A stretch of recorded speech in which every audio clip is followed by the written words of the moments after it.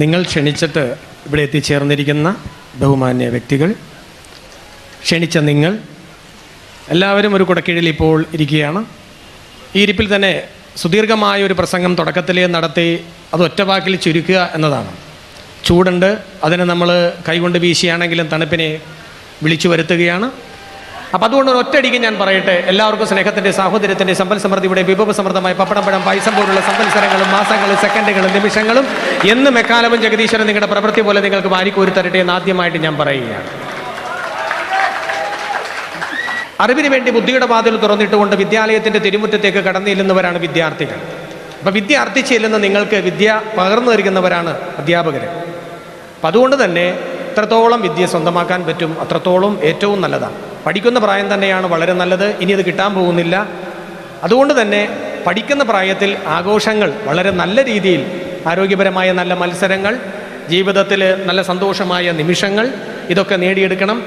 2-3 കാര്യങ്ങളിൽ ഞാൻ നിങ്ങളെ സമ്മതിക്കുന്നു. ഇതൊരു വലിയ പാരലൽ കോളേജാണ്, ഇതൊരു വലിയ കോപ്പറേറ്റീവ് കോളേജാണ്. കാരണം എന്ന് വെച്ചിട്ടുണ്ടെങ്കിൽ പല കോളേജുകളിലും ഞാൻ പോയിട്ടുണ്ടെങ്കിലും പാലക്കാട് മണ്ണാർക്കാടുള്ളൊരു കോളേജാണ് ഞാൻ കണ്ടതിൽ. ഇപ്പം നിങ്ങളുമായിട്ടൊക്കെ സെക്കൻഡ് സ്ഥാനത്ത് നിൽക്കുന്നത്, പക്ഷേ നിങ്ങളത് 1ാം സ്ഥാനത്തേക്ക് എത്തിയിരിക്കുകയാണ്. ഈ പരിപാടിയിലേക്ക് പങ്കെടുക്കാൻ ഇവിടെ എത്തിയപ്പോൾ ആദ്യം വന്നത് ഞാനാണ്. ഞാൻ വെളുപ്പിനെ 4 മണിക്ക് വീട്ടിൽ നിന്ന് ഇറങ്ങി പുറപ്പെട്ടതാണ്. എന്നേക്കാൾ മുമ്പേ തലേദിവസം പുറപ്പെട്ടതാണ് നജീം വന്നത് എന്നേക്കാൾ ഒത്തിരി ദൂരെ അപ്പുറത്തു നിന്നാണ്. ഞാൻ ആലോചിച്ചു, എൻ്റെ കുഴപ്പം കൊണ്ട് കൃത്യം 10 മണിക്ക് തന്നെ ഇവിടെ പരിപാടി എത്തണം. എത്തിയില്ലെങ്കിൽ വളരെ ബുദ്ധിമുട്ടാണ്. കാര്യം ഞാൻ വരാത്തൊരു സ്ഥലമാണ്, എനിക്ക് ഇതിനു മുമ്പ് വന്ന് ഇവിടെ പരിചയമില്ല. പ്രോഗ്രാമിനായിട്ട് പോലും ഞാൻ കോട്ടക്കൽ വരെയൊക്കെ വന്നിട്ടുള്ളൂ. എങ്കിലും ഇവിടെ വന്നില്ലായിരുന്നെങ്കിൽ വലിയൊരു നഷ്ടം തന്നെയാണെന്ന് നിങ്ങളെ കണ്ടപ്പോൾ എനിക്ക് തോന്നുന്നു.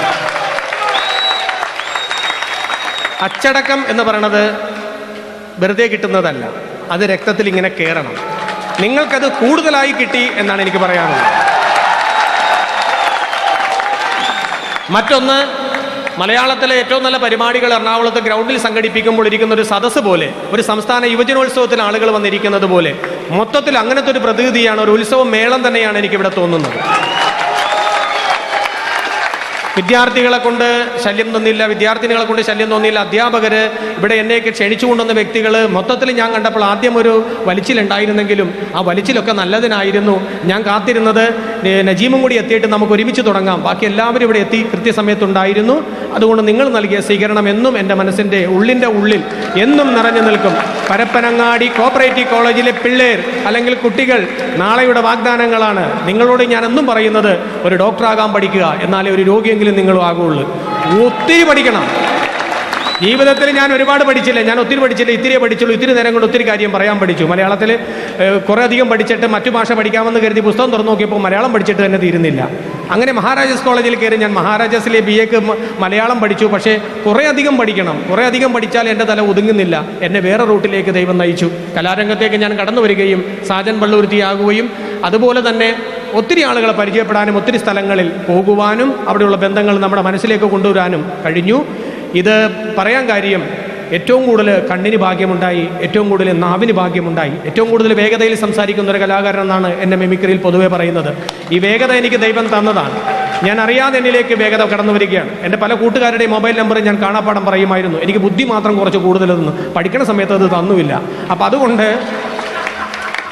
പഠിക്കണ സമയത്താണ് ഈ ബുദ്ധി തന്നിരുന്നെങ്കിൽ ഞാൻ എവിടെ ചെന്നേനെ. ഒരു ടീച്ചർ എന്നോട് ചോദിച്ചു, നിനക്ക് നന്നായിട്ട് പഠിക്കാതിരുന്നില്ലേ, എവിടെ ചെന്നേനെ, നീ ഇപ്പം വളവള കുറേ സംസാരിക്കുന്നു, അന്ന് എത്ര പ്രാവശ്യം കൊണ്ടാണ് നീ ഒരു പദ്യം പഠിക്കണത്, അപ്പോൾ എല്ലാം കൂടി കൂട്ടിയാൽ പോലും നീ ജയിക്കാനുള്ള മാർക്ക് നിനക്ക് കിട്ടുന്നില്ല, അന്ന് നന്നായിട്ട് പഠിച്ചുകൂടായിരുന്ന എന്ന് പറഞ്ഞപ്പോൾ ടീച്ചറോട് ഞാൻ പറഞ്ഞത്, ടീച്ചറെ, ഞാൻ പഠിച്ചൊരു അധ്യാപകനോ അല്ലെങ്കിൽ IAS IPS എഞ്ചിനീയറോ ആയെന്ന് വിചാരിക്കുക. പെട്ടെന്നൊരു സുപ്രഭാതത്തിൽ ഞാൻ മരണപ്പെടുകയാണെങ്കിൽ, ഞാൻ നാടിന് നഷ്ടപ്പെടുകയാണെങ്കിൽ പത്രമാധ്യമങ്ങളും ദൃശ്യമാധ്യമങ്ങളും എഴുതും, അദ്ദേഹത്തിന് മരണം ഒരു തീരാ നഷ്ടമാണെന്ന്. വെറുതെ എന്തിനാണ് നഷ്ടം ഉണ്ടാക്കുന്നത് എന്ന് കരുതിയിട്ട് മാത്രമാണ് ഞാൻ പഠിക്കാതിരുന്നത്.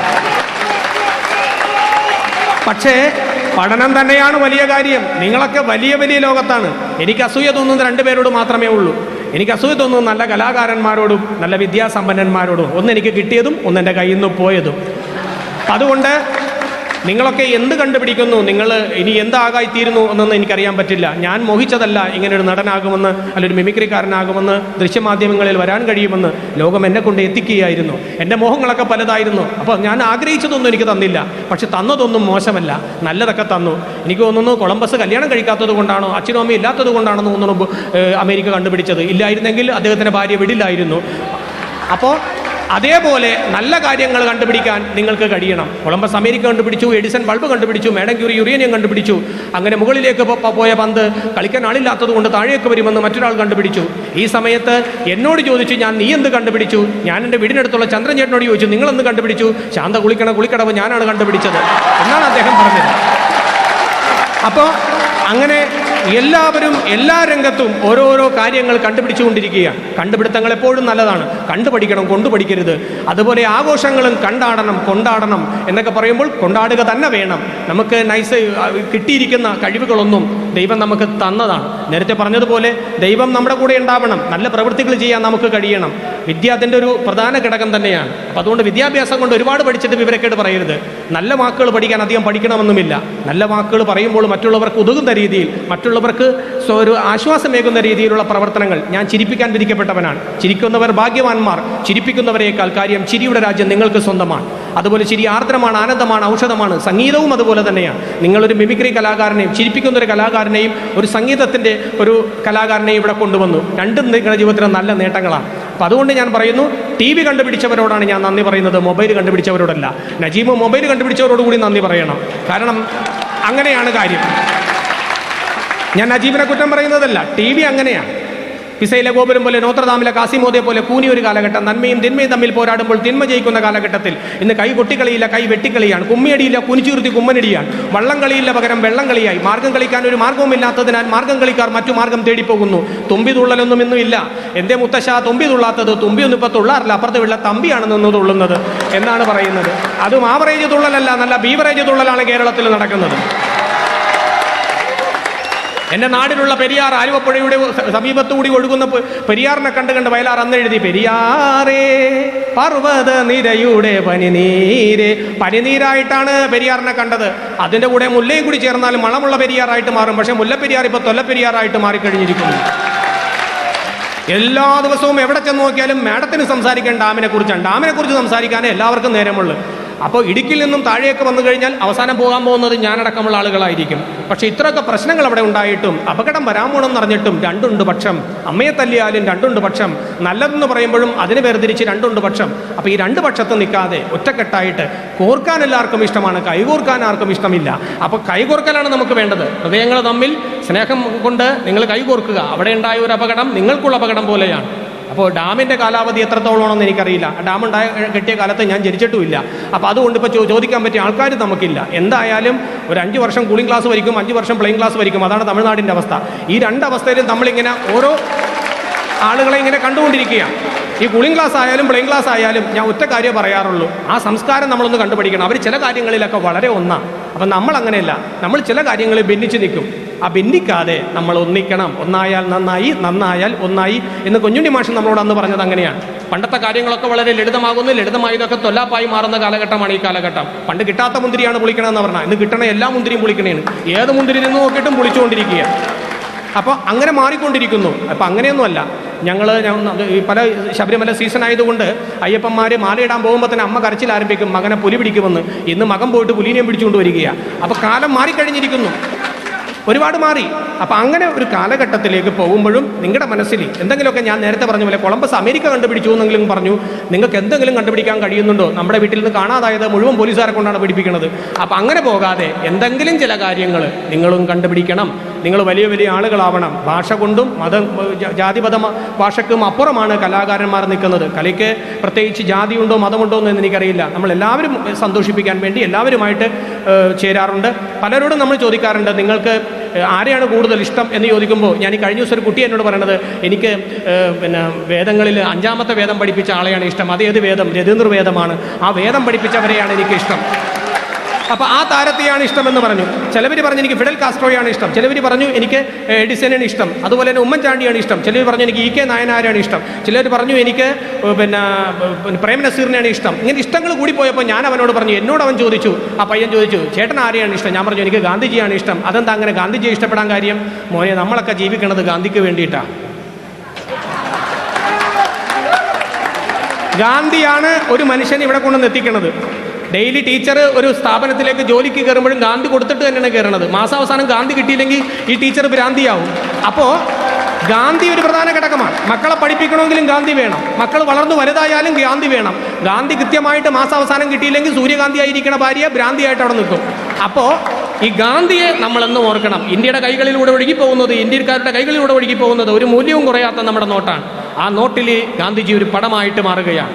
രാജ്യത്തിന് വേണ്ടി പോരാടി അഹിംസായുധമാക്കിയ സത്യാന്വേഷി, സത്യത്തിനു വേണ്ടി മാത്രം ജീവിതം സമർപ്പിച്ച മഹാത്മാവ്, ആഹാരം കഴിക്കാതെ ഉപവാസങ്ങളും നിരാഹാരങ്ങളും അനുഷ്ഠിച്ച ഒരു ഇത്തിരി വസ്ത്രം മതി, അതെനിക്ക് വസ്ത്രം മേടിക്കാൻ കാശില്ലാഞ്ഞിട്ടല്ല, അദ്ദേഹം നാണം മറയ്ക്കാൻ ഇത്തിരി വസ്ത്രം മതി എന്ന് പറഞ്ഞുകൊണ്ട് അല്പവസ്ത്രധാരിയായിട്ട് നടന്നുകൊണ്ട് രാജ്യത്തുടനീളം സഞ്ചരിച്ചുകൊണ്ട് സമാധാനമാകാംക്ഷ ഏറ്റവും വലിയ മഹാനാണ് ഒക്ടോബർ 2 ജന്മം കൊണ്ടത്. കുട്ടിയോട് ചോദിച്ചു, നീ ഇന്ന് ക്ലാസ്സിൽ പോയില്ലേ? ഇന്ന് പോയില്ല. അതെന്താ? ഇന്ന് അവധിയായതുകൊണ്ട് ആരോ ജനിച്ചു എന്നാണ് അവൻ പറഞ്ഞത്. അങ്ങനെയല്ല, അദ്ദേഹം ജനിച്ചതുകൊണ്ട് അവധിയായിരുന്നില്ല, ഇന്ന് അവധിയാക്കി കളഞ്ഞു. കുട്ടികൾക്ക് പഠിക്കാവുന്ന വിഷയങ്ങളിൽ ഗാന്ധിജി ഇല്ലാതെ വരുന്നു. ഗാന്ധിജിയെ പോലുള്ള രാജ്യത്തിന് വേണ്ടി പോരാടിയ ധീര ജവാന്മാരാരും വരുന്നില്ല. സുഭാഷ് ചന്ദ്രബോസ് ആരായിരുന്നു എന്ന് ചോദിച്ചപ്പോൾ 3 പേരും കൂട്ടുകാരായിരുന്നു എന്നാണ് അവൻ എഴുതി വെച്ചത്. അത്രക്ക് വിവരം കെട്ടവരായി മാറുന്നു വിദ്യാർത്ഥികൾ. എന്താ കാരണം? പറഞ്ഞു മനസ്സിലാക്കാൻ അധ്യാപകർക്ക് വിഷയങ്ങളില്ല, മാതാപിതാക്കൾക്ക് സമയമില്ല. അപ്പം അങ്ങനെ വന്നാൽ കാലം മാറി, കാലം മാറി, കഥ മാറി. സ്വാതന്ത്ര്യനാൾ സംഗീതത്തിന് നൽകിയ സംഭാവന ചോദിച്ചപ്പോൾ 101 രൂപയെന്ന് എഴുതി വെച്ചവനാണ് നമ്മുടെ മലയാളി. ഓണത്തെക്കുറിച്ച് 3 വാചകം എഴുതാൻ പറഞ്ഞപ്പോൾ വന്നോണം, നിന്നോണം, പൊക്കോണം, ഇതാണ് അവൻ ഓണത്തെക്കുറിച്ച് അറിയാവുന്നത്. ക്രിക്കറ്റാണ് നിങ്ങളുടെ ഇഷ്ടമെങ്കിൽ ക്രിക്കറ്റ് കളിയെക്കുറിച്ച് 1.5 പുറത്തിൽ കവിയാതെ ഉപന്യസിക്കാൻ പറഞ്ഞപ്പോൾ ഏത് ചെറുപ്പക്കാരനും എഴുതും. പക്ഷെ അവനൊന്നും എഴുതിയില്ല. എന്താ നീ ഒന്നും എഴുതാതിരുന്നത്? മഴ കാരണം കളി നടന്നില്ല ടീച്ചർ എന്നാണ് അവൻ പറഞ്ഞത്.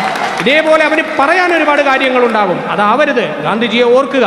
ഗാന്ധിജി എന്തുകൊണ്ട് ഓർക്കുന്നു? വരാൻ പോകുന്ന തലമുറകൾ ഗാന്ധിജിയെ എപ്പോൾ ഓർക്കും? സ്വാതന്ത്ര്യം എന്നൊരു വാക്കങ്ങു കേൾക്കുമ്പോൾ ഓർക്കുന്ന പേരാണു ഗാന്ധി. പണി ചെയ്ത് കിട്ടുന്ന നോട്ടിൽ നോക്കുമ്പോ കാണുന്ന പടമാണു ഗാന്ധി. സർക്കാരിന്റെ ഓഫീസിൽ ചില്ലിട്ട് ചുമരിന്മേൽ ഉറപ്പിച്ച പടമാണ് ഗാന്ധി. അതിനു താഴെത്തിരുന്നേ മാന്മാർ കൈക്കൂലി വാങ്ങുന്നതും കുറെ ഗാന്ധി. ഗാന്ധി ജയന്തിക്ക് പത്രത്തിൻ ഫ്രണ്ട് പേജിൽ വാർത്തയായി എത്തുന്നു ഗാന്ധി. ടിവിയിൽ അന്നൊരു സായിപ്പ് നിർമ്മിച്ച സിനിമയായി എത്തുന്നു ഗാന്ധി. സ്വാതന്ത്ര്യം എന്നൊരു വാക്കങ്ങ് കേൾക്കുമ്പോൾ ഓർക്കുന്ന പേരാണ് ഗാന്ധി. അങ്ങനെ ആവരുത്.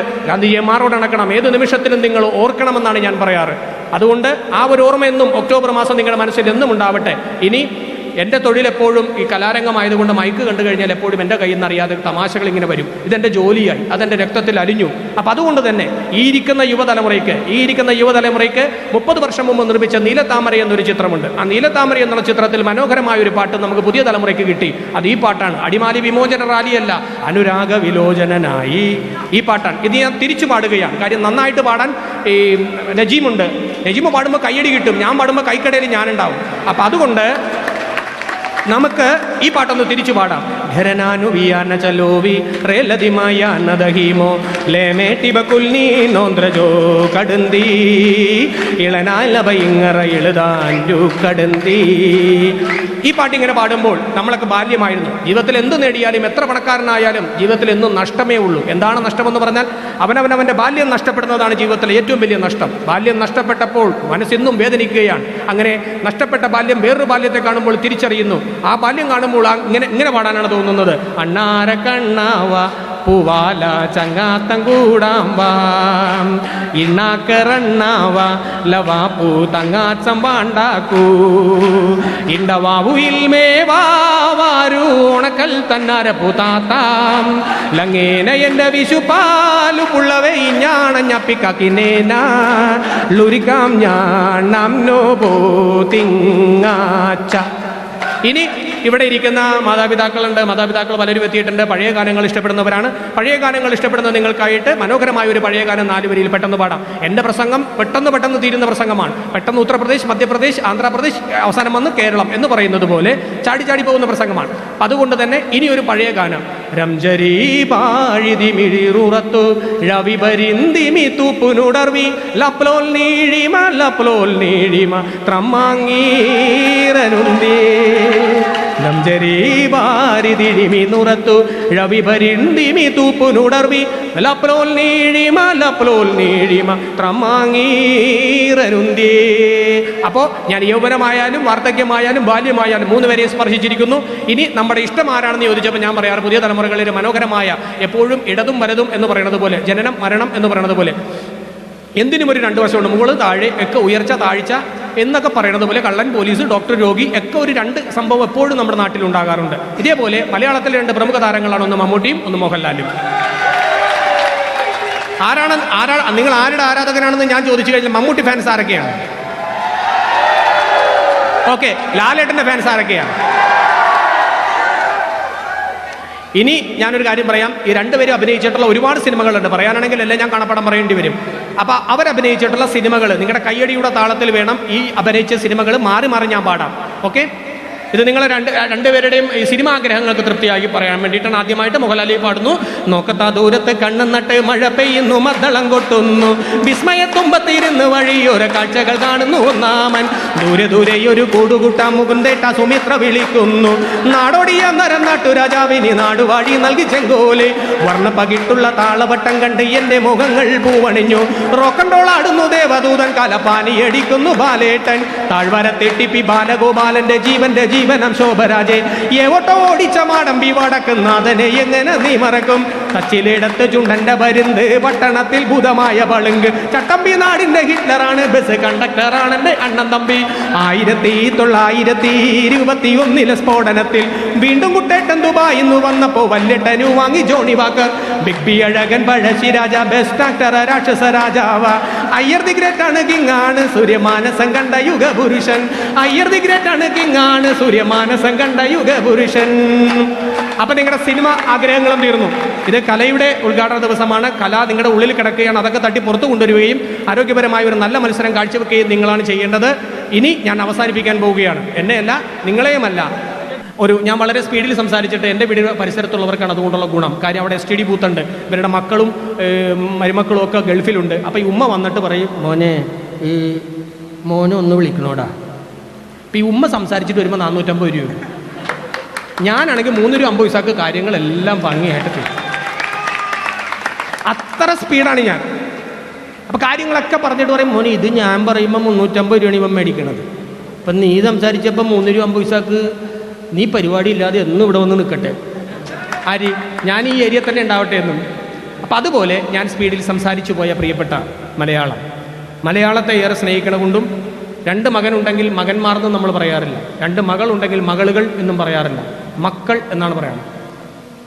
കുട്ടികൾ വീടിൻ്റെ വിളക്കാണെന്ന് കരുതി പവർ കട്ട് നേരത്ത് മണ്ണെണ്ണൊഴിച്ച് തിരിയിട്ട് കത്തിക്കുകയും ചെയ്യരുത്. കുട്ടികൾ വീടിൻ്റെ വിളക്ക് തന്നെയാണ്. പക്ഷെ ആ വിളക്കിനെ എപ്പോഴും നമ്മൾ നിലവിളക്കായിട്ട് തന്നെ കാണണം. കുട്ടികളുടെ വളർച്ചയിൽ നിലവിളിക്കൽ നമ്മൾ ഉണ്ടാകരുത്. നമ്മുടെ വീടിനടുത്തൊക്കെ ദീപാരാധന സമയത്ത് നിലവിളക്ക് കത്തിക്കണമല്ല, ഇപ്പം റിമോട്ടിൽ നിലവിളക്ക് വെക്കുക TV-ൽ. ഞാൻ എപ്പോൾ ചെന്നാലും എന്നെ നോക്കാനല്ല എൻ്റെ വീട്ടുകാർക്ക് നേരം, ഉണ്ണിമായ പ്രസവിക്കുമെന്നാണെന്ന് ചോദിച്ചുകൊണ്ടിരുന്നത്. കാര്യം സാധാരണ അമ്മമാരെ പ്രസവിക്കണത് 9 മാസം 9 നാഴിക 9 വിനാഴിക. ഉണ്ണിമായ 1.25 കൊല്ലമായി പ്രസവിക്കാൻ നടക്കണത്. എനിക്ക് തന്നെ പേടിയായി, ഇത് എന്നാണ് പ്രസവിക്കണത്. പ്രസവിച്ച് കഴിഞ്ഞപ്പോൾ സമാധാനമായി, ഒരു സന്തോഷ ട്രോഫി കിട്ടി. ഇനി ആ ചോദ്യം ഇല്ല. ഇനി ആരാണ് സീരിയലിൽ ഗർഭിണിയാകണമെന്ന് നോക്കി നടക്കണേണ് ഞാൻ. കാരണം എന്ന് വെച്ചിട്ടുണ്ടെങ്കിൽ ഈ ചോദ്യം നമ്മൾ TV-ൽ നടക്കണോണ്ട് നമ്മളോട് ചോദിക്കണത്. മറ്റേതെങ്ങനെയാണ് പ്രസവിക്കുക ഈ ഇടക്ക്? ഞാൻ പറഞ്ഞില്ല, ഒരു 3 കൊല്ലമെങ്കിലും പിടിക്കും, അത്ര നാൾ നീട്ടിക്കൊണ്ടു പോകും. അപ്പോൾ ഇതിങ്ങനെ കണ്ടുകൊണ്ടിരിക്കുന്ന സീരിയലിൻ്റെ കഥകൾ എന്തായാലും മലയാളം നിങ്ങളിലേക്ക് ഞാൻ കൊണ്ടുവരികയാണ്. ഇതിൻ്റെ ഒരു പ്രത്യേകത എന്ന് പറഞ്ഞാൽ, ഞാൻ നിങ്ങളോട് ആവശ്യപ്പെടുന്നത്, നിങ്ങൾക്ക് ദൈവം തന്ന 2 കൈയുണ്ട്. ഇതിന് പ്രത്യേകിച്ച് 2 കൂടി കൂട്ടിമുട്ടുമ്പോൾ പട്ടേ എന്ന് പറഞ്ഞ ശബ്ദം കേൾക്കും. ഇതിന് പ്രത്യേകിച്ച് ടാക്സ് അടക്കണ്ട. അത് ഫ്രീ ആയിട്ട് നന്നായിട്ട് കൈയടിക്കുന്നവർക്ക് നല്ല മാർക്കും തരാമെന്ന് പ്രിൻസിപ്പൾ പറയുന്നുണ്ട്. അപ്പോൾ അതുകൊണ്ട് കാർബൺ ഡൈ ഓക്സൈഡ് അകത്തേക്ക് എടുത്തിട്ട് ഹൈഡ്രജൻ പെറോക്സൈഡ് പുറത്തേക്ക് കളയുമ്പോൾ ശ്വാസം വിടാനുള്ള ഒരു സമയം എനിക്ക് എപ്പോഴും ആവശ്യമാണ്. ഞാനിത് പറയുമ്പോൾ നിങ്ങളുടെ കണ്ണ് തള്ളി വരും, കുറച്ച് കഴിയുമ്പോൾ എൻ്റെ കണ്ണ് തള്ളി വരും. എനിക്ക് ഈ വഴിക്ക് തന്നെ നിലവിളിക്കണ ബസ്സിൽ പോകാൻ എനിക്ക് താല്പര്യമില്ല. അപ്പോൾ അതുകൊണ്ട് തന്നെ ഞാനിത് പറയുമ്പോൾ ശ്വാസം വിടാനുള്ള ഒരു സമയം നിങ്ങൾ എനിക്ക് തരും. ആ ഗ്യാപ്പിൽ എനിക്ക് പെട്ടെന്ന് എൻ്റെ കയ്യടി നിങ്ങൾക്ക് എടുക്കുമ്പോൾ ഞാൻ ശ്വാസം എടുക്കുന്നു, വീണ്ടും കണ്ടിന്യൂ ആയിട്ട് വരുന്നു.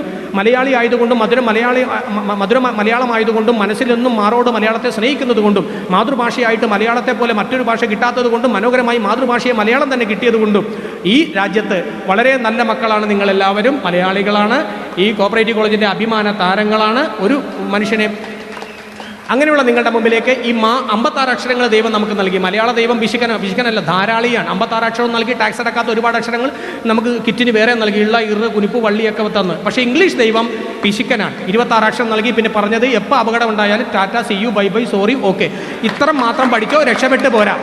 അപ്പം അങ്ങനെ ഞങ്ങൾക്ക് നൽകിയ അക്ഷരങ്ങളെ വെച്ച് നോക്കുമ്പോൾ പരപ്പനങ്ങാടിയിൽ മായില്ലെങ്കിൽ പോലും ഇവിടെയുള്ള മലയാളികളായ നിങ്ങളുടെ മനസ്സിൻ്റെ ഉള്ളിലൊക്കെ നിറഞ്ഞു നിൽക്കുകയാണ്. മുസ്തഫ എന്ന് പറയുമ്പോൾ തന്നെ ഒരു അതിനകത്ത് കിടക്കുകയാണ്. അദ്ദേഹം മഹാനാണ്. അപ്പം അതുകൊണ്ട് തന്നെ ഇവിടെയുള്ളവരൊക്കെ മഹാന്മാരും മഹതികളാണ്. എങ്കിലും ആ മായുടെ പ്രകടനം പ്രളയം ഞാൻ നിങ്ങളിലേക്ക് തുറന്നു വിടുകയാണ്. എന്നെ പരിചയപ്പെടുത്തിയ പ്രിയപ്പെട്ട മഹേഷ് ഒരു മിമിക്രിക്കാരനാണ്, കോഴിക്കോട്ടുകാരനാണ്. അദ്ദേഹത്തിൻ്റെ പ്രകടനം കൂടെ നാളെ കാണാൻ പോകുന്നതാണ്. കോളേജിൽ നിന്നുള്ള വിളിയല്ല, മഹേഷ് ആയിരുന്നു എന്നെ വിളിച്ചത്. പക്ഷേ ഞാൻ അപ്പോഴൊക്കെ വിചാരിച്ചത് ചെറിയൊരു കോളേജായിരിക്കും, സാധാരണ കോളേജിൽ പോകുന്നത് പോലെ വരാം. പക്ഷേ ഇവിടെ മഹേഷ് എന്നെ കൊണ്ട് എത്തിച്ചത് വലിയൊരു ലോകത്താണ്. അതുകൊണ്ട് ഇവിടെയുള്ള മുഴുവൻ ആളുകൾക്ക് മുമ്പിൽ ഞാനിത് അപൂർവമായിട്ട് പറയാറുള്ളൂ. കാര്യം ഇത് ശ്വാസം മുട്ടുന്ന പരിപാടിയാണ്. അപ്പം അതുകൊണ്ട് സന്തോഷം വരുമ്പോൾ മാത്രം ഇന്ന് എനിക്ക് സന്തോഷമുണ്ടായി. ഈ ഇമ്പം ഞാൻ നിങ്ങൾക്കായി സമർപ്പിക്കുന്നു. വളരെ സൈലൻ്റ് ആകുക, ദൈവത്തോർത്ത് വയലൻ്റ് ആവരുത്. അതുകൊണ്ട് നമുക്ക് തുടങ്ങാം. മാ എന്ന അക്ഷരത്തിൻ്റെ മഹാത്മ്യത്തെക്കുറിച്ച് മലയാളികളോട് മധുരമായി മൊഴിയുമ്പോൾ മനസ്സിൽ ആദ്യമായി ഓടിയെത്തുന്നത് അമ്മ, ഉമ്മ, അമ്മും അമ്മായിമ്മ ജീവിച്ചിരിപ്പുണ്ടെങ്കിൽ അവരുടെ അമ്മ, അങ്ങനെ മൊത്തത്തിലുണ്ട് മാ. ശരീരത്തിൻ്റെ പ്രധാന അവയവങ്ങളെല്ലാം തന്നെ മായാണ്. മാറ, മുതുക, മസ്തിഷ്കം, മുടി, മൂക്കം, മുട്ട്, മനസ്സ് എല്ലാം തന്നെ മായാണ്. മായുടെ മഹാത്മ്യത്തെക്കുറിച്ച് മൊഴിയുമ്പോൾ മനസ്സിൽ ആദ്യമായി ഓടിയെത്തുന്നത് മണ്ണിൻ്റെ മൂലകങ്ങളെ മങ്ങിടാതെ കാത്തിടാനും മണ്ണൊലിപ്പ് തടയാനും മരങ്ങൾ വേണം. മരമില്ലെന്നായ പിന്നെ മഴയില്ലാതായി മാറും. മഴയില്ലെന്നായ പിന്നെ മണ്ണിയുടെ മോശം. മരങ്ങളെ മുറിക്കുന്ന മരങ്ങളക്കാരെ കണ്ടാൽ മാനുഷാത ചൊല്ലി നമ്മൾ മാറ്റി നിർത്തണം. മരങ്ങളെ ലാളിക്ക വേണം, മരങ്ങളെ വളർത്തണം. മരമഹോത്സവത്തെ നാം മറക്ക വേണമെന്നല്ല, മാനിക്ക വേണം. മരമൂട്ടിലിരുന്ന് മനനം ചെയ്തപ്പോഴല്ലേ മനുഷ്യനാം സിദ്ധാർത്ഥന് മഹാത്മാവായിട്ട് മാറിയത്. അപ്പം മണ്ണും മഴയും മനുഷ്യന് മഹാത്മാക്കളുമുള്ള മാപദം നോക്കൂ. MAN മാൻ എന്ന് പറഞ്ഞാൽ നമ്മൾ മനുഷ്യൻ എന്ന് പറയുന്നു. അതുപോലെ ML തുടങ്ങി ML അവസാനിക്കുന്നു. MANL YAL Malayalam. ഇതേപോലെ എത്ര വാക്കുകളാണ് മക്കളെ എമ്മിനും മായിനും മുഖാമുഖം മുട്ടുന്നത്. Man, monkey, magician, minister, mango, melon, marriage, math, mother, mind, mark, medicine. ഇതിൻ്റെയൊക്കെ മലയാളം നോക്കും. മാൻ, മനുഷ്യ, മജീഷ്യൻ, മാന്ത്രിക, മാങ്കോ, മാങ്ങ, മെലൻ, മത്തങ്ങ, മൈൻഡ്, മനസ്സ്, മന്ത്, മാസം, മാർക്ക്, മുദ്ര, മെഡിസിൻ, മരുന്ന്. ഇതൊക്കെ വെച്ച് നോക്കുമ്പോഴും മായ നക്ഷരമാണ് മഹത്തായ അക്ഷരം. മായ നക്ഷരമില്ലാതെ നമുക്ക് മൊഴിയാൻ കഴിയില്ലെന്നാണ് മക്കളെ മറ്റൊരു മഹത്തായ സത്യം. ഇനി നമുക്ക് മലയാള സിനിമയെക്കുറിച്ച് പറയാം. മലയാളം എന്ന് പറഞ്ഞതിന് തുടക്കമുണ്ടൊരു സിനിമ എന്ന് പറഞ്ഞതിൻ്റെ അവസാനമുണ്ടൊരു സിനിമയുടെ സംഘടനയായ അമ്മയിൽ രണ്ട് കെട്ടിപ്പിടിച്ചമ. ഇനി മലയാളത്തിലെ താരങ്ങളെ കുറിച്ച് പറയാം. മൂന്നുമായുള്ള മമ്മൂട്ടിയാണ് മലയാള സിനിമയിൽ മിന്നിത്തിളങ്ങുന്ന ഒരു മെഗാതാരം. മാധവനായും മധ്യവയസ്കനായും മാതൃകാപുരുഷനായും മദ്യപാനിയായും മലയാള സിനിമയിൽ മിന്നിത്തിളങ്ങുന്ന മൂന്നുമായുള്ള മമ്മൂട്ടിയെ മറികടക്കാൻ വേണ്ടി മഞ്ഞൾ വിരിഞ്ഞ മലയിലൂടെ മലയാള സിനിമയിലേക്ക് ഒരു മഹാബലിനായിട്ട് കടന്നു വന്ന മോഹൻലാൽ ഒരു മറിമായമാണ് മലയാള സിനിമ നടത്തിക്കൊണ്ടിരിക്കുന്നത്. അപ്പം മൂന്നുമായുള്ള മമ്മൂട്ടിയും ഒരുമായുള്ള മോഹൻലാലുമാണ് മലയാള സിനിമയിൽ മിന്നിത്തിളങ്ങുന്ന മെഗാതാരങ്ങൾ. ഇവരെ കൂടാതെ ഒത്തിരി മകാരക്കാരി മറുനാട്ടിൽ നിന്നും മലയാള നാട്ടിലെത്തി മലയാള സിനിമയിൽ മിന്നിത്തിളങ്ങുന്നുണ്ട്. മധുബാല, മധുമോഹിനി, മാധവൻ, മധുബാല, മാധുരി, മാധവി, മന്ദാകിനി, മണിരത്ന, മനുഷ്യ കൊള്ള, മമത, ഉൽക്കണ്ണ, മനോജ്, മഞ്ജുള, മഞ്ജു വാര്യർ, മേരക, മാനശ്രീ, മണിയമ്പള, രാജു, മീനാമിനി, മിമ്മിനി, മാള, മാമുക്കോയ, മോഹൻലാൽ, മോഹൻരാജ്, മുകേഷ്, മാളൂട്ടി, മാമാട്ടി, മമ്മൂട്ടി മുതൽ മച്ചാമ്പറി ഈശ്വരെ എത്തിയിരിക്കുന്നു. ഇനി നമുക്ക് പ്രസിദ്ധീകരണങ്ങളെ കുറിച്ച് പറയാം. 4 മായുള്ള മാമൻ മാപ്പിളയാണ് 3 മായുള്ള മലയാള മനോരമയെ മലയാളികൾക്ക് പരിചയപ്പെടുത്തി തന്നത്. 1 മായുള്ള കേശവ മേനോനാണ് മാതൃഭൂമി എന്ന പത്രത്തെ മലയാളികൾക്ക് പരിചയപ്പെടുത്തി തന്നത്. ഈ 2 മാപ്രസിദ്ധീകരണങ്ങൾ മാത്രമല്ല മലയാള നാട്ടിൽ മിന്നിത്തിളങ്ങുന്നത് മറനാട്, മലനാട്, മാമലനാട്, മലയാളനാട്, മലയോരദേശം, മലപ്രദേശം, മറുനാട് മലയാളി, മംഗളം, മനോരമ, മാതൃഭൂമി, മാതൃരാജ്യം, മക്കളരത്നം, മാമ്പഴം, മാമാങ്കം. ഇതൊക്കെ വെച്ച് നോക്കുമ്പോഴും മായ അക്ഷരമാണ് മഹത്തായ അക്ഷരം. ഇനി 3 മതങ്ങളെ കുറിച്ച് പറയാം. 3 മതങ്ങളെ കുറിച്ച് പറയുമ്പോൾ മുഖ്യമായിട്ട് മുന്നിട്ട് നിൽക്കുന്നത് മിശിക സ്ഥാപിച്ച് മാമോദീസ് മുഖ്യമതക്കാരാണ്. മിശികായ്ക്കാണ് ഏറ്റവും കൂടുതൽ മാബന്ധമെന്ന് ചിലപ്പോൾ എനിക്ക് തോന്നിപ്പോകാറുണ്ട്. മന്ത്രാക്ഷരമായി മായുമായി മഹാബന്ധമുള്ള മറ്റനേകം മഹാന്മാരുണ്ടെങ്കിൽ മിശികായ്ക്കുള്ള മാബന്ധം മറ്റാരേക്കാളും മറികടക്കാൻ പറ്റിയ മഹോന്നതകരവും മാതൃകാപരവും മകത്തരവുമാണ്. മക്കളാമണികളിൽ മാണിക്കമുത്തായ മറിയത്തിന്റെയും മരിയാശാരി ഔസഫിന്റെയും മകനായി മാട്ടിൻതൊഴുത്തിൽ മനുഷ്യാവതാരം എടുക്കുമെന്നുള്ള മംഗളവാർത്ത മാലാക മറിയത്തോട് മുടിയുന്ന മകനീയ മുഹൂർത്തം മുതൽക്ക് തന്നെ മായുടെ മരമായം ആരംഭിക്കുകയായി. ഇനി നമുക്ക് മുസ്ലിങ്ങളെ കുറിച്ച് പറയാം. മുസ്ലിങ്ങളുടെ മുന്നണി പളയായിട്ട് മുന്നേറുന്നവരാണ് മുഹമ്മദ് നബി കഴിഞ്ഞ മുത്തനബി, മുസനബി, മുത്രസൂല്, മൗലബി, മുല്ലാക്ക, മുക്രി, അങ്ങനെ പോകുന്നു. മകാര മനോഹരമായ മാക്കാരി, മാപ്പിള പാട്ട് എഴുതിയ മൊയ്തീൻ മൗലബി മകാരക്കാരനാണ്. മകാര മനോഹരമായ മെക്കയും മദീനയും മായുടെ മലർക്കാവിൽ മുട്ടിട്ട് നിൽക്കുകയാണ്. മാത്രമല്ല മുസ്ലിങ്ങളുടെ മുഖ്യ കേന്ദ്രങ്ങളെല്ലാം തന്നെ മായാണ്. മലപ്പുറം, മഞ്ചേരി, മട്ടാഞ്ചേരി, മഞ്ചേശ്വരം, മാഹി, മൂവാറ്റുപുഴ. മാത്രമല്ല മുസ്ലിങ്ങളുടെ മതപ്രയോഗങ്ങളെല്ലാം തന്നെ മായാണ്. മണിയറ, മണിവാദം, മുഹബത്ത്, മുസിബത്ത്, മഹർ, മക്ക, മയ്യിദ്, മോസ്ക്, മദ്രസ്, മജ്ലിസ്, മർക്കസ്, മഗ്രിബ് എല്ലാം തന്നെ മായാണ്. ഇതൊക്കെ വെച്ച് നോക്കുമ്പോഴും മായ അക്ഷരമാണ് മഹത്തായ അക്ഷരം. മായ അക്ഷരമില്ലാതെ നമുക്ക് മൊഴിയാൻ കഴിയുന്നതാണ് മക്കളെ മറ്റൊരു മഹത്തായ സത്യം. ഇനി ഞാൻ കണ്ടിട്ടുള്ള മിക്ക സിനിമകളും മാ സിനിമകളാണ്. ദൈവത്താണ് ഏ സിനിമകളില്ല. ഞാൻ കണ്ടിട്ടുള്ള മാ സിനിമകൾ പറയാം. മുതലാളി, മായാവി, മുടിനായ പുത്ര, മാനേശ്വര, വിശ്വാമിത്ര, മനുഷ്യൻ, മനോഹങ്ങൾ, മറ്റൊരു കർണൻ, മുരുടൻ, മാർത്താണ്ഡ്രമ, മലമുകള ദീപം, മംഗലം വീട്ടിൽ മാനശേശ്വരികുത്ത, മഹാനഗരത്തിൽ മയൂർ നൃത്തം, മേലെപ്പറമ്പിൽ ആൺവീട്ടിൽ മഴയത്തുമ്പം ഇതിനും മണ്ണിന്റെ മുകളിൽ മണിമാളിക പണിയുന്നവർ 3 മാസങ്ങൾക്ക് മുമ്പ് മദനോത്സവം, മന്മച്ചരങ്ങൾ, മഴവിൽ കാവടി, മഴവിൽ കൂടാരം, മാനത്തെ മേച്ച, മുക്കിലാത്ത്, മുറുമുക്കൻ രാജാവ്, മുദ്ര, മുഖമുദ്ര, മുദ്രമോദ്രം, മാൻപട, പടവാട്ടി, മൂടുപട, മണിയറ, മാമംഗം, മാനവധർമ്മം, മാന്യമഹജനങ്ങളെ മാതൃമയ്ക്ക് വേണ്ടി മൈഡിയർ മുറിച്ച് മണിച്ചപ്പുറന്നപ്പോൾ മിസ്പമേല മാമൽക്കപ്പുറത്ത് മഴ പെയ്യുന്നു, മന്ത്രം കൊട്ടുന്നു, മന്ത്രമാളികയിൽ മനസ്സമ്മതം, മാസ്മര, മൂർക്കൻ, മിമിക്സ് പരേഡ് അങ്ങനെ പോകുന്നു. കഴിക്കുന്ന ആഹാര പദാർത്ഥങ്ങൾ ഉൾപ്പെടെ മായാണ്. മത്സ്യം, മാംസം, മീൻ, മുട്ട, മലക്കറി. കഴിക്കുന്ന ആഹാര പദാർത്ഥങ്ങളിൽ മായില്ലെങ്കിലും മലയാളികൾ വിഷമിക്കരുത്. മായം കലർന്ന ആഹാര പദാർത്ഥമാണ് നമ്മുടെ വെട്ടിവലിച്ച് വാരി വലിച്ച് ഉണ്ട പിടിച്ച് തിന്നുന്നത്. ഇതൊക്കെ വെച്ച് നോക്കുമ്പോൾ മാ തന്നെയാണ് നല്ല അക്ഷരം എന്ന് പറഞ്ഞുകൊണ്ട് സ്വയം ഞാൻ ആശ്വസിക്കുന്നു. മാ തന്നെ മഹത്തായ അക്ഷരമെന്ന് ഞാൻ വിശ്വസിക്കുന്നു. പ്രിയപ്പെട്ട കോപ്പറേറ്റീവ് കോളേജിലെ പൂർവ്വ വിദ്യാർത്ഥികൾ അവരാരെങ്കിലും ഇവിടെ വന്നിട്ടുണ്ടെങ്കിൽ ഇതിൻ്റെ ആദ്യ കാലഘട്ടങ്ങൾ ഇതിൻ്റെ നന്മയ്ക്ക് തോന്നി അവിടെ മുതൽ ഇവിടം വരെയും പരിപാടി സംഘടിപ്പിക്കുന്ന, മുടങ്ങാതെ ഇതൊരു ആഘോഷമായിട്ട് കൊണ്ടുപോകുന്ന എല്ലാ വിദ്യാർത്ഥിനികളുടെയും വരാൻ പോകുന്ന അടുത്ത ബാച്ചും ഇതേ സഹകരണത്തോടും സ്നേഹത്തോടും ഒരുമയോടും കൂടി ഇങ്ങനെ കഴിഞ്ഞു പോട്ടെ. കോളേജിന് ഈ കൂട്ടായ്മയിൽ മാത്രമല്ല സന്തോഷം, നിങ്ങൾ പഠിച്ച് വലിയ ബിരുദം കരസ്ഥമാക്കുമ്പോഴും തിരിച്ച് പൂർവ്വ വിദ്യാർത്ഥികളായിട്ട് ഇവിടെ എത്തിച്ചേരാനും ഇതിലൂടെ കടന്നു പോകുമ്പോൾ നിങ്ങളെ കണ്ട് മാഷ് മുണ്ടഴിച്ചിടാതെ മാഷിനെ കാണുമ്പോൾ നിങ്ങൾ മുണ്ടഴിച്ചിടണം. ആ ഒരു ബഹുമാനം എന്നും കൊടുക്കണം. ആ സ്നേഹവും ബഹുമാനവും എന്ന് നിങ്ങൾ നിലനിർത്തണം. നല്ലവരാകട്ടെ. പരീക്ഷയ്ക്ക് പഠിക്കാത്തത് പോലും തലയിൽ എഴുതാൻ തെളിഞ്ഞു വരട്ടെ. ആ സമയത്ത് പോലും നിങ്ങൾക്ക് ചോദിക്കാത്ത ചോദ്യങ്ങളുടെ ഉത്തരം പോലും എല്ലാം നിങ്ങൾക്ക് തെളിഞ്ഞ് 100-ൽ 150 മാർക്ക് കിട്ടട്ടെ എന്ന് ഞാൻ പ്രാർത്ഥിച്ചുകൊണ്ട് വിളിച്ചതിന്, കേട്ടതിന്, ഇത് എന്നെ കൈയടിച്ചതിന്, വന്നതിന് ഒക്കത്തിനും സ്നേഹത്തിൻ്റെ, ഒരുമയുടെ, നന്മയുടെ, ത്യാഗത്തിൻ്റെ എല്ലാവിധ നന്മകളും 2012 നിങ്ങൾക്ക് കൊണ്ടുവന്ന് തരും എന്ന് ഉറപ്പിക്കുന്നതോടി അപ്പം അതുകൊണ്ട് എല്ലാവർക്കും ഒരിക്കൽ കൂടി ഒരു 4 വരി പാടി. കൈതോല പായ വീരിച്ചി പായലൊരു പിടി നെല്ല് പൊലിച്ചി കാതുകുത്താൻ എപ്പ വരും നിന്റമ്മാവന്മാര് പൊന്നേ, കാതുകുത്താൻ എപ്പ വരും നിന്റമ്മാവന്മാര് പൊന്നേ. താഴെ തങ്ങാടി ഷാപ്പിൽ കയറി കള്ള് നിറയെ പള്ളു കുടിച്ച് ആടി ആടി എപ്പ വരും നിന്റമ്മാവന്മാര് പൊന്നേ, ആടി ആടി എപ്പ വരും നിന്റമ്മാവന്മാര് പൊന്നേ. കൈതോല പായ വീരിച്ച് പായലൊരു പിടി നെല്ല് പൊലിച്ച് കാതുകുത്താൻ എപ്പ വരും നിന്റമ്മാവന്മാര് പൊന്നേ, കാതുകുത്താൻ എപ്പ വരും നിന്റമ്മാവന്മാര് പൊന്നേ. ഓ